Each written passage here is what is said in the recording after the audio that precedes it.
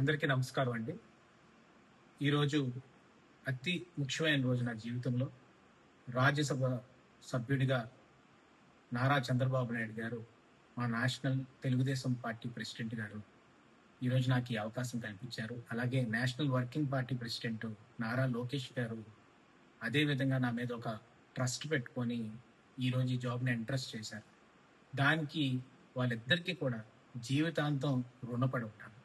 ఈరోజు తెలుగుదేశం పార్టీని నమ్ముకొని ఉంటే, తెలుగుదేశం పార్టీ కోసం జెండా స్కంధాల మీద పెట్టుకొని పనిచేస్తే ఈరోజు ఈ ఫలితం దక్కుతుంది అనేది ప్రతి కార్యకర్తకి చెప్పడానికి నేను గర్వపడుతున్నాను.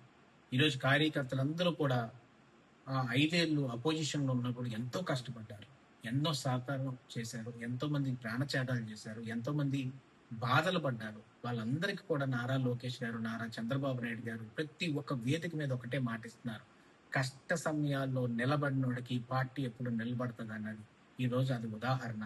ఈ రోజు కష్ట సమయాల్లో ఎప్పుడు కూడా మా తండ్రి గారు అయ్యన్న పాత్రుడు గారు కానీ, మేము కానీ, మా కుటుంబం కానీ ఎంతో తెలుగుదేశం పార్టీ మీద నమ్మకంతో 1983 నుంచి కూడా ఎంతో ఆసక్తితోటి కానీ ముందుకొచ్చి కష్టపడి ఈరోజు ప్రయత్నం చేసి తెలుగుదేశం పార్టీని ముందుకు తీసుకెళ్ళాం.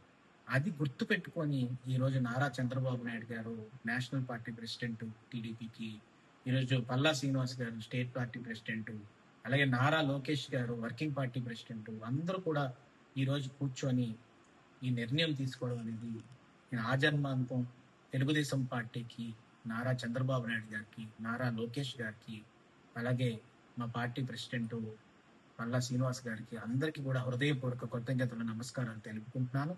దాంతోపాటు తెలుగుదేశం పార్టీ నికాసైన నిజాయితీ అయిన కార్యకర్తలు గ్రామాల నుంచి కూడా ఎంతో మంది ఎంతో అభిమానంతో మేము అందరం కూడా తెలుగుదేశం పార్టీ కుటుంబం. దానికి నందమూరి తారక రామారావు గారు ఏ ముహూర్తాన్ని పార్టీ పెట్టి ఒక శుభ సూచకంతో ఈ పార్టీని మొదలు పెట్టారో లేదో తెలియదు.